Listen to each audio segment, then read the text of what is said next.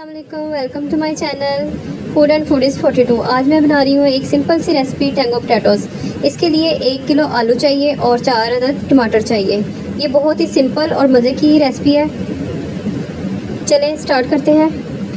आलू 1 किलो लेके इनको अच्छी तरह पील कर लेना है। सारे आलू को छील के और वॉश कर लेना है। अगर आप मेरे चैनल पर नए हैं तो प्लीज़ चैनल को सब्सक्राइब कर दें और बेल आइकन प्रेस कर दें।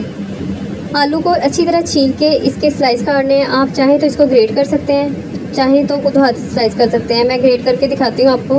ग्रेट करने से ज़रा बारीक बनते हैं। ये देखें, ये ग्रेटर के साथ होता है। आप इसके साथ इसको पीस सकते हैं, नहीं तो हाथों से स्लाइस बना लें। ये मुझे लग रहा है थोड़े पतले हैं तो मैं इसको हाथों से ही स्लाइस बनाऊँगी।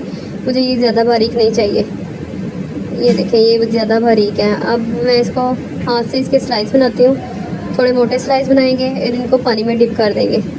पानी में डिप करके अच्छी तरह इनको वॉश करने के बाद स्टेन करके रख देंगे। स्टेन करने के बाद ये जो टमाटर हमने लिए हैं इनकी सॉस बना लेंगे ग्राइंड करके।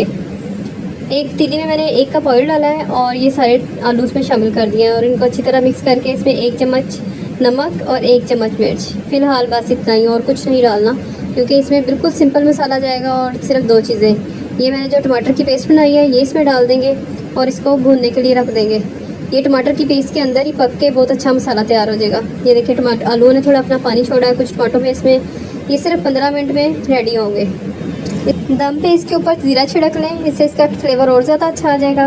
और इसको दम लगाते हैं, ये इसमें दम में भी रेडी हो जाएंगे। ये देखिए, बहुत अच्छे मसाले वाले 15 मिनट बाद आलू तैयार है और इनको आप गर्मा गर्म पराठे के साथ पेश करें।